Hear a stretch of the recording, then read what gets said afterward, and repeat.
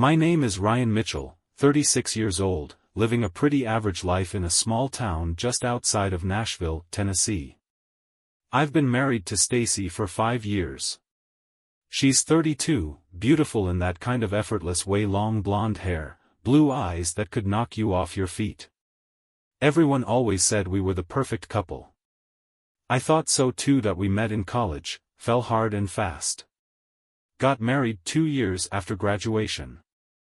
I work as a project manager for a construction company, and she's a fitness instructor at a local gym. Life was simple, predictable even.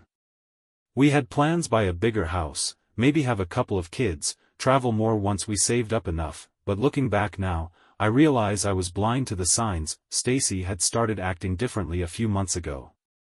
At first, it was little things. She was glued to her phone more than usual, texting late at night and quickly locking her screen when I'd walk into the room. She said it was her friends from work, planning classes or talking about gym schedules. I didn't think much of it at the time. She'd always been social, but then there were the sudden errands she had to run, the nights she claimed to be visiting friends but came home smelling like a mix of cheap cologne and guilt. I asked her about it once, half joking, and she laughed it off. "Oh, Ryan, don't be ridiculous," she'd said, flashing that smile that always made me forget any doubt, but the smile didn't reach her eyes anymore. And then, of all things, she started getting real close to Grandpa Frank. Yeah, my grandfather, now, Frank's 68, but he's one of those old guys who refuses to slow down. He's sharp, always cracking jokes, and somehow still looks like he could outwork half the guys at my construction site. He lost my grandmother years ago, and we'd always tried to keep him included in family stuff. Stacy adored him, or so I thought. At first, I thought it was sweet how much time she was spending with him. She'd stop by his house to check in when I was working late, bring him home-cooked meals, even help him with errands. I figured she just liked having a close relationship with him, and honestly, I was glad. Family meant everything to me, but then, things started to feel off. She'd come home from his place looking flustered, her hair a mess, her cheeks flushed in a way that didn't sit right with me. I brushed it off, telling myself I was being paranoid. She wouldn't. Not with my own grandfather, right? I didn't know it then, but my whole world was about to come crashing down in the most unexpected, twisted way possible. The more I tried to shake the feeling, the worse it got. Something wasn't right. Stacy was acting like a different person, and no matter how much I wanted to believe everything was fine, the truth kept gnawing at me. It wasn't just the late nights or the sudden errands anymore. She was distant even when we were together. We'd sit down for dinner, and instead of our usual conversations about work or weekend plans, there was silence. She'd poke at her food, glued to her phone, smiling at texts she'd never share with me. When I'd ask, she'd brush me off with, "Just Megan from the gym," or, "Oh, it's nothing, just a dumb group chat." But it wasn't nothing. She stopped wanting to be intimate. At first, she blamed it on stress from work or being tired from teaching too many fitness classes. But even when we had time weekends when we'd usually sleep in and enjoy each other's company, she'd come up with excuses. "Not tonight, I'm exhausted. I've got a headache. I'm just not feeling it." Ryan. It was like she was slipping away from me, one day at a time. And then there was Grandpa Frank. I started noticing things I hadn't before. Like how Stacy would light up when Frank walked into the room, the way she'd laugh a little too hard at his jokes, or how her hand would linger on his shoulder a bit longer than normal when she greeted him. I told myself it was nothing. She's just being sweet, it's Grandpa, I thought, but it didn't feel sweet. It felt wrong. One night, I came home from work early.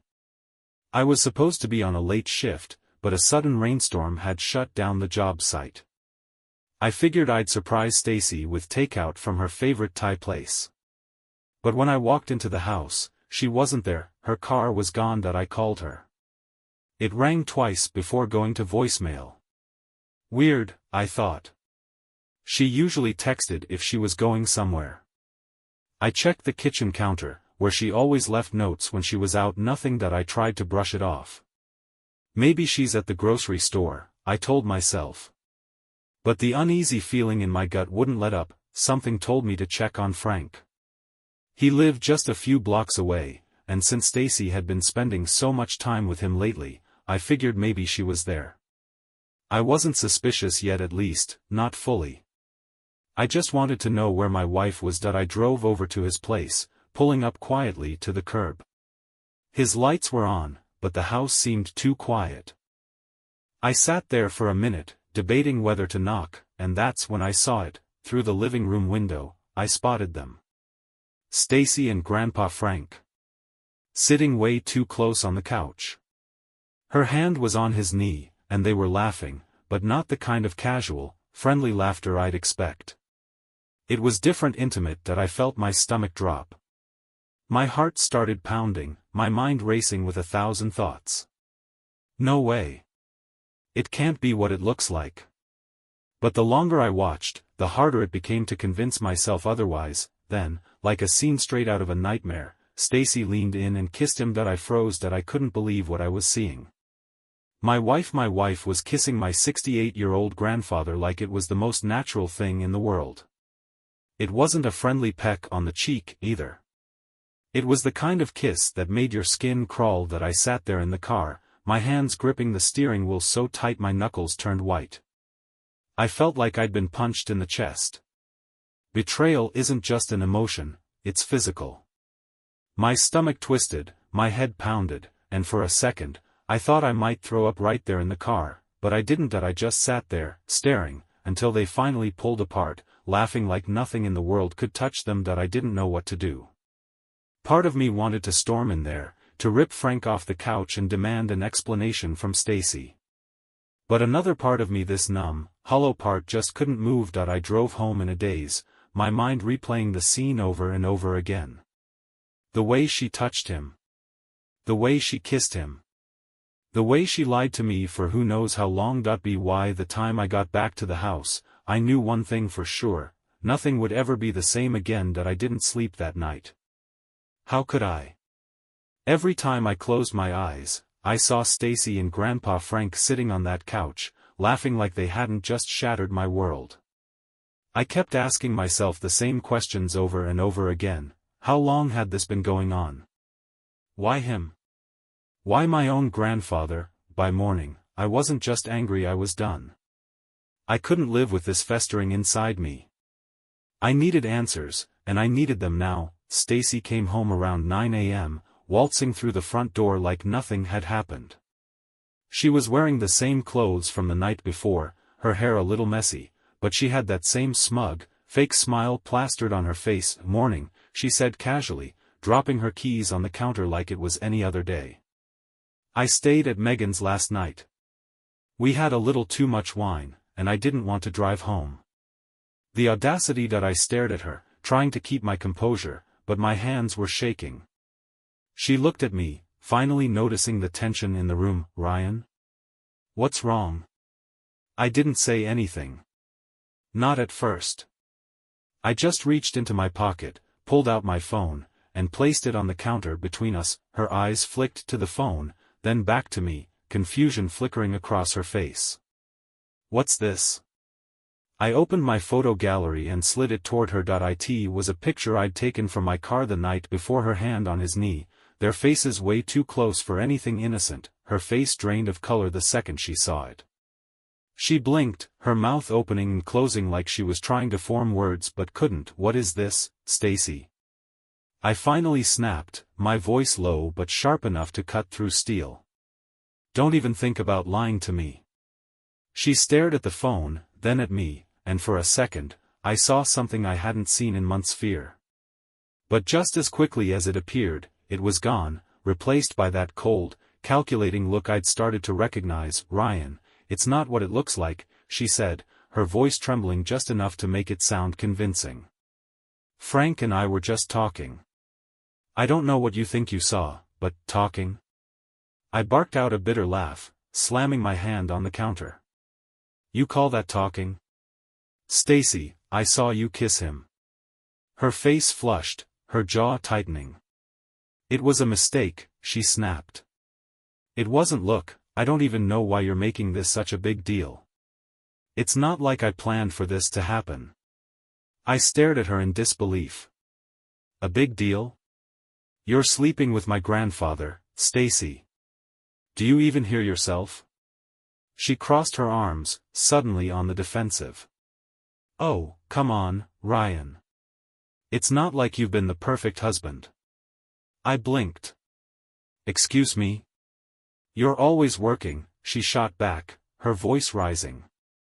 You barely even notice me anymore. Frank, he listens. He makes me feel wanted. Her words hit me like a slap to the face. Wanted? You needed to feel wanted so badly you ran to a 68-year-old man? My grandfather? She didn't respond. She just stood there, arms crossed, lips pressed into a thin line like she was the one who'd been wronged. That I couldn't believe what I was hearing. The woman I'd married, the woman I thought I knew, was standing right in front of me, justifying the most twisted betrayal I could imagine. I shook my head, the weight of it all finally crashing down on me. We're done, Stacy, I said quietly, my voice calm now, but final. I want you out of this house. Today.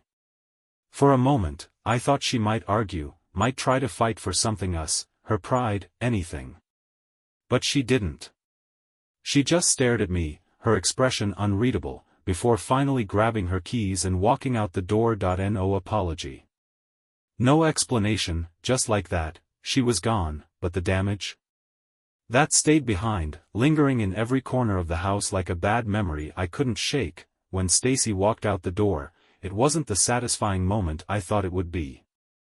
I expected to feel relief, maybe even a little triumph after confronting her. But all I felt was this hollow emptiness settling in my chest. The house was too quiet, like the walls themselves were holding their breath, waiting for something to break, and I was about to. I stood in the kitchen for what felt like forever, staring at the door she had just slammed shut. My mind was still trying to catch up with what had happened.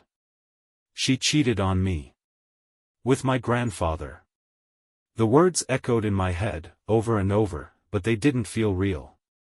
How could they? It sounded like some bad joke you'd hear at a bar, the kind of story you'd laugh off because there's no way something that twisted could actually happen, but it did. I finally moved, my legs shaky beneath me, and wandered into the living room. Our wedding photos were still on the mantel, smiling faces mocking me from behind their glass frames. I stared at one in particular, Stacy in her white dress, me in my tux, both of us looking like we had the world at our feet. I remembered how happy I'd felt that day, how sure I was that we'd build a life together. Grow old together, but apparently, she had other plans. I grabbed the photo frame and, without thinking, hurled it across the room. It shattered against the wall, the glass exploding into tiny shards that glittered in the sunlight streaming through the window. But even that didn't make me feel better. The anger was still there, simmering beneath the surface, but now it was mixed with something worse, humiliation. I sank onto the couch, my head in my hands, trying to process it all. How long had this been going on?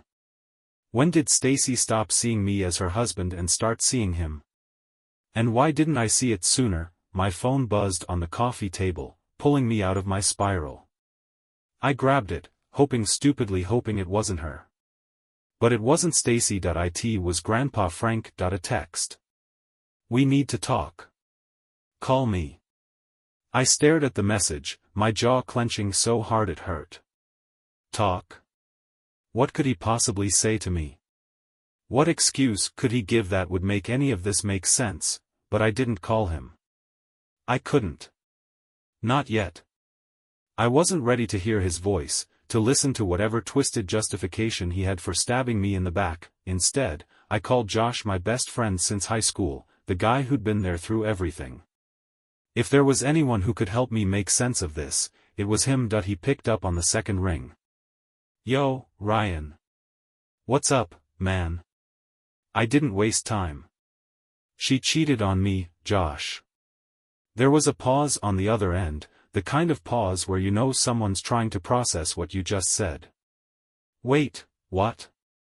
Stacy? Are you serious? Yeah, I said, my voice hollow. And that's not even the worst part. What could be worse than that? He asked, his voice dropping. She cheated on me with my grandfather.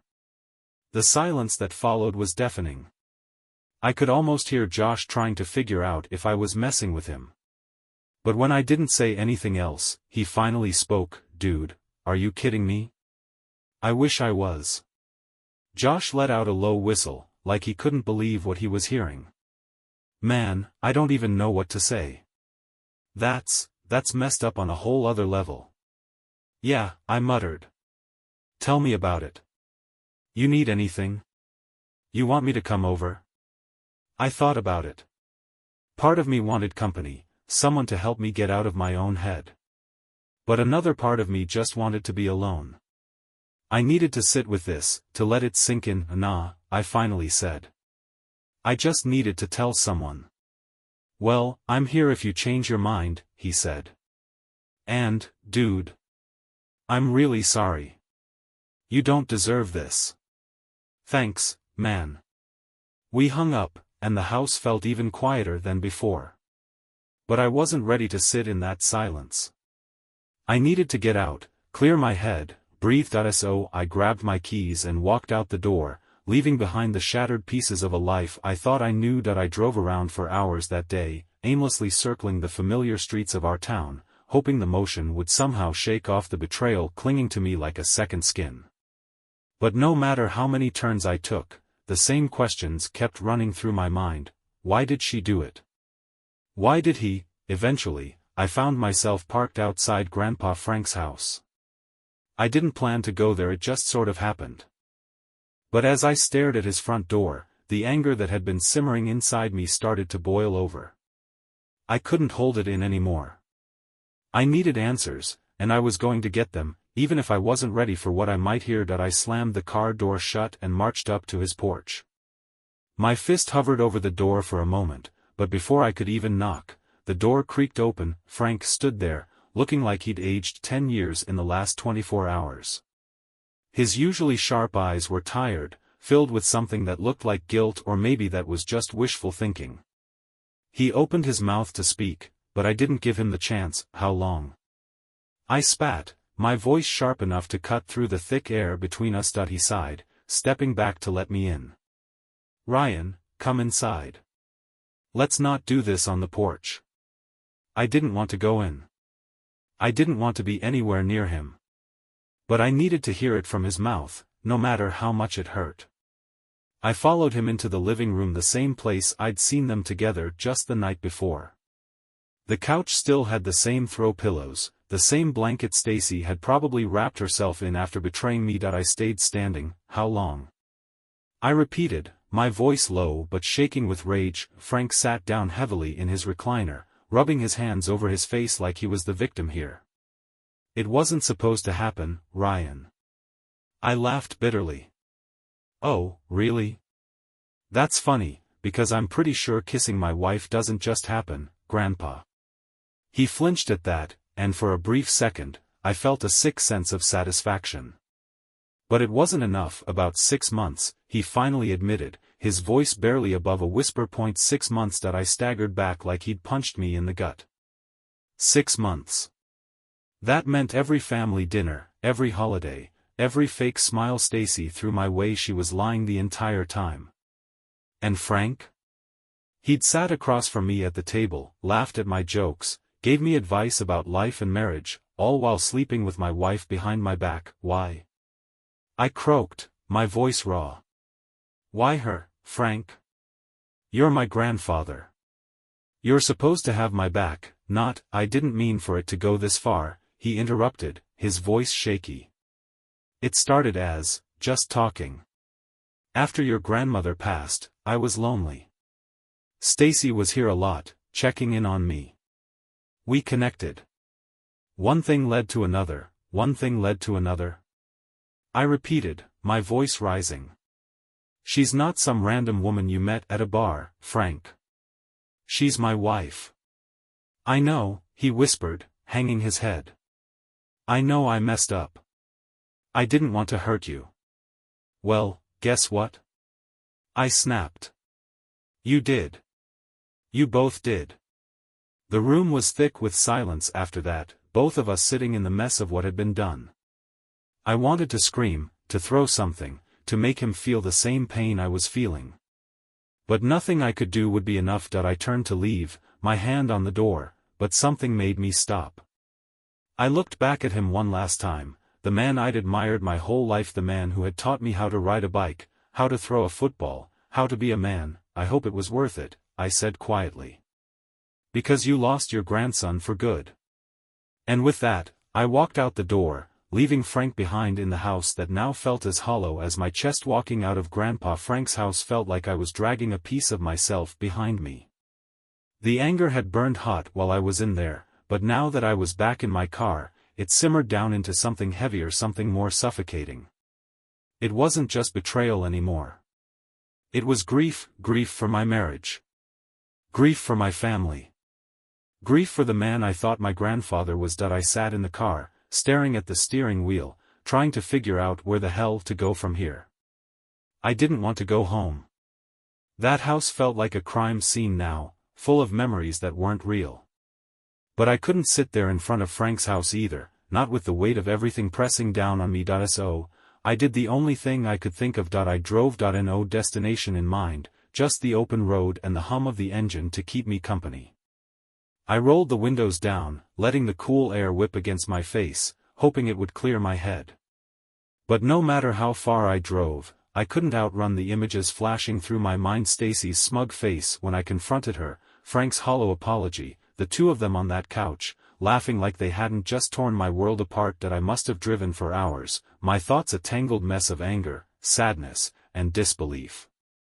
I ended up at a lookout point just outside of town, a place I used to go when I needed to clear my head. It overlooked the valley, the city lights twinkling below like everything was still normal, like my life hadn't just imploded. I got out of the car and sat on the hood, staring out into the night. The cool metal pressed against my jeans, grounding me in the moment. I thought about the man I used to be, the man who trusted too easily, who believed in the people he loved without question. That man was gone. The worst part? I didn't even know who to be now. I pulled out my phone, scrolling through old photos of Stacy and me. There we were at the beach, smiling in the sun. At my cousin's wedding, dancing like idiots. On our anniversary, toasting to forever. What a joke. I felt my chest tighten, the weight of it all pressing down on me. I wanted to cry, but the tears wouldn't come. I wanted to scream, but the words felt stuck in my throat. All I could do was sit there, staring at the life I thought I had and realizing it was all a lie. My phone buzzed in my hand, pulling me out of my thoughts. A text from Josh. "You good, man?" I stared at the screen for a long time before typing back. "No." A minute later, he replied. "Come over. We'll talk it out. You don't have to deal with this alone."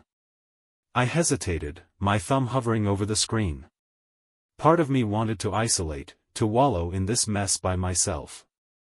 But another part, the part that hadn't completely shut down, knew I needed someone. Anyone. On my way. I hopped back in the car, the engine rumbling to life beneath me, and drove toward the only thing that felt stable in this whirlwind, friendship. By the time I pulled up to Josh's place, it was close to midnight. His house was one of those cozy, lived-in places where the couch had permanent dents from too many lazy Sundays and the coffee table was covered in old magazines and beer coasters. I'd been there more times than I could count, but tonight, it felt different. Like it was the only safe place left in a world that had suddenly turned upside down. Josh opened the door before I even knocked. He must have been watching from the window because he had 2 beers in his hand and that familiar look of concern etched into his face. "Dude," he said, stepping aside to let me in. "You look like hell." I let out a bitter laugh, walking past him into the living room. "Thanks. I feel worse." He handed me a beer and plopped down on the couch, motioning for me to join him. I sank into the cushions, the weight of everything finally settling in as I stared at the floor. For a few minutes, we just sat there in silence, the only sound the faint hum of his fridge and the occasional sip from our bottles. It wasn't awkward, though. That's the thing about old friends, they know when to talk and when to just be there. Eventually, Josh broke the silence. So, you gonna tell me what happened? The whole story this time. I took a deep breath, feeling the knot in my chest tighten. But I needed to get it out. All of it. I caught them, I said quietly. I went to Frank's house, thinking Stacy was just checking in on him like she always does. But when I pulled up, I saw them. Josh frowned. Saw them doing what? I met his eyes, my jaw clenching. Kissing. His eyes widened, and for a moment, he looked like he didn't believe me. But then he saw the look on my face and realized this wasn't some sick joke. Jesus, Ryan, he muttered, running a hand through his hair. That's... I don't even know what to say, man. Yeah, I said bitterly. Join the club. I told him everything, the confrontation with Stacy, the conversation with Frank, the 6 months of betrayal that had been hiding right under my nose. Josh listened without interrupting, his face a mix of shock and anger. By the time I finished, my beer was warm in my hand, and the room felt heavier than it had when I walked in. Josh shook his head, leaning back against the couch. Man, I can't believe it. I mean, I knew Stacy could be a bit of a piece of work sometimes, but this? With Frank? Yeah, I muttered. It's like some twisted soap opera. We sat there for a while longer, letting the weight of it all sink in. Eventually, Josh spoke up again. So, what now? I stared at the floor, the question echoing in my head. What now? I hadn't thought that far ahead. My whole life had been tied to Stacy, our house, our routines, our plans. Now? It felt like I was standing at the edge of a cliff with no idea what was on the other side. I don't know, I admitted. Divorce, obviously. But after that? I have no clue. Josh nodded, like he understood exactly how lost I felt. Well, whatever happens, you've got me. And my couch. For as long as you need. I managed a small smile. Thanks, man. He clapped me on the shoulder. We'll get through this. One day at a time. And for the first time since this whole nightmare started, I felt a tiny flicker of hope.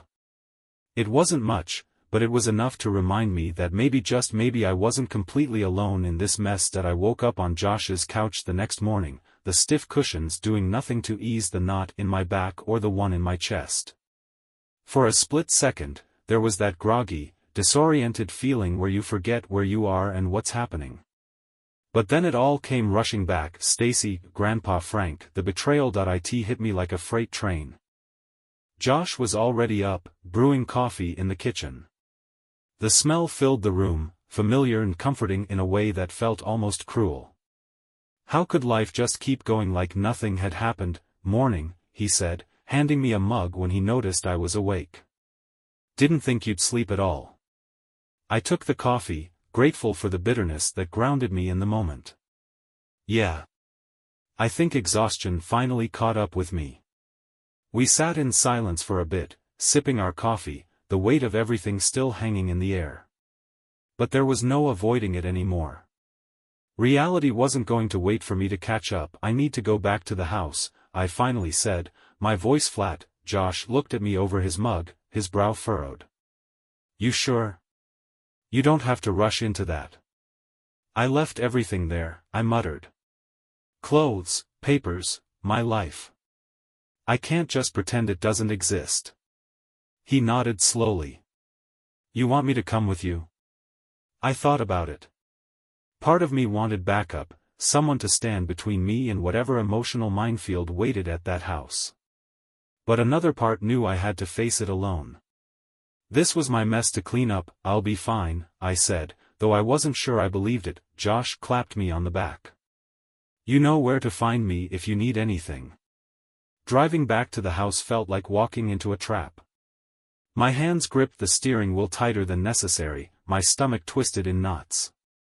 I wasn't sure what I expected to find. Maybe Stacy waiting with some weak apology, or worse, Frank lurking around like he still belonged in my life. but when I pulled into the driveway, it was quiet. Too quiet that I took a deep breath and stepped out of the car, the familiar crunch of gravel under my feet feeling foreign now. The house loomed ahead of me, no longer the safe haven it had once been. It felt like a stranger's place, one I wasn't sure I wanted to enter, but I did. The second I opened the door, the memories hit me like a punch to the gut.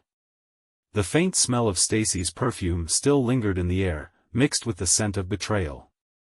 The living room looked the same, our wedding photos still on the wall, her throw blanket draped over the couch, but it all felt like a lie. That I walked through the house, grabbing what I could, clothes, important documents, anything that felt like mine. I didn't want to touch her stuff, didn't even want to see it. Every little reminder of her felt like another wound reopening. But then I walked into the bedroom. That's where I found it, her phone. It was lying on the nightstand, like she'd forgotten it in her rush to leave. I knew I shouldn't care, shouldn't even want to look at it. But the curiosity, the need to know everything, was too strong. That I picked it up, my heart pounding in my chest. The screen was locked, but Stacy wasn't exactly creative with her passwords. I tried her birthday 0324. Unlocked, and there it was, messages. Stacy, I can't stop thinking about last night. You're amazing, Frank, you're making me feel young again, sweetheart. Can't wait to see you tonight, Stacy. Ryan has no idea. He's so clueless. I'll be over as soon as he leaves for work. I scrolled through message after message, each one a dagger to the heart. The things she said about me, the plans they made behind my back, it was all there, spelled out in black and white. But the worst part? The photos, selfies of them together in our bed. Frank grinning like he'd won the lottery, Stacy curled up next to him like she belonged there. I felt like I couldn't breathe. I dropped the phone on the bed like it burned me, my hands shaking with a mix of rage and disbelief. I'd known, deep down, how bad it was. But seeing it? Seeing the proof, that broke something inside me. Filing for divorce should have felt like reclaiming control, like finally closing the door on the chaos that had hijacked my life. But it didn't feel like that at all. It felt like signing away a part of myself, part of the man who believed in love, in family, in the idea that people would do right by the ones they cared about. I sat in Josh's kitchen the morning after I found Stacy's phone, staring at the business card of a divorce attorney he'd recommended. Mark Harrison, Family Law. The black ink on the card felt heavier than it should have, like those letters were daring me to make this real. Josh slid a cup of coffee in front of me and sat down, his eyes cautious but firm. You gonna call him? I didn't answer right away. The idea of calling a lawyer, of dragging our entire marriage through legal paperwork and courtrooms, made my stomach turn. But then, like a cruel slideshow in my mind, I saw the messages again. The photos. Frank's smug face next to Stacy's in our bed. Yeah, I finally muttered. Yeah, I'm calling him. Josh nodded, giving me that steady look like he was proud I'd finally crossed that mental line. But pride wasn't the word I'd use. I didn't feel strong or noble. I felt like a man forced into a corner with no choice but to swing back. I picked up the phone and dialed the number. The call with Mark Harrison was quick but brutal. He was efficient, asking all the right questions, but each answer felt like another reminder of just how deep the betrayal ran. Are there any shared assets? Property, joint accounts? Yeah, I said quietly. The house. Some savings. And are you looking to contest anything, or do you want a clean break? I swallowed hard, feeling the weight of that question. Contesting meant fighting, dragging every ugly detail into the light. But a clean break, that felt impossible when she had already turned everything into a disaster. I want her out of my life, I finally said. As fast as possible. Mark's voice was calm, almost soothing in its detachment. We'll make that happen. Filing the papers didn't mean I was done with Stacy. No, life wasn't about to let me off that easy. A few days after the paperwork was submitted, Stacy showed up at Josh's place. I was in the middle of packing some of my stuff to move into a temporary apartment when I heard the knock. Josh peeked out the window, his face darkening immediately. It's her, he said. I froze. Part of me wanted to bolt out the back door, avoid the inevitable explosion. But another part, the angrier, fed-up part, was ready to face her again.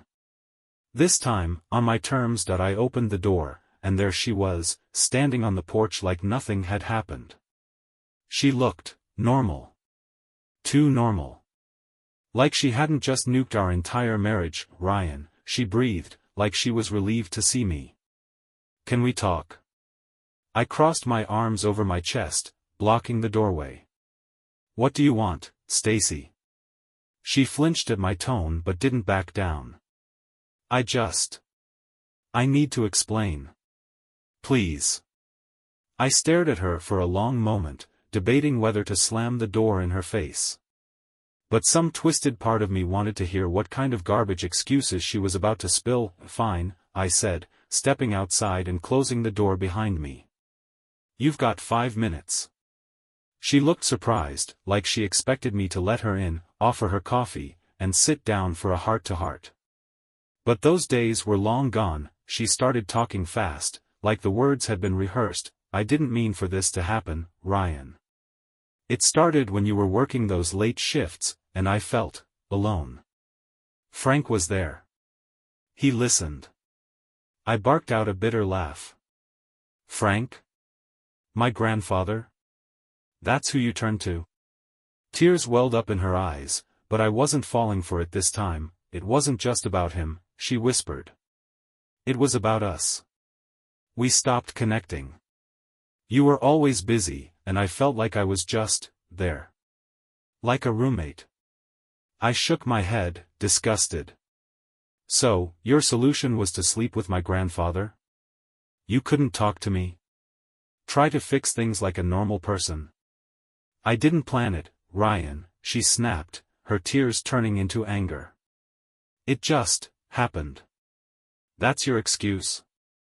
It just happened. I shot back. You chose this, Stacy.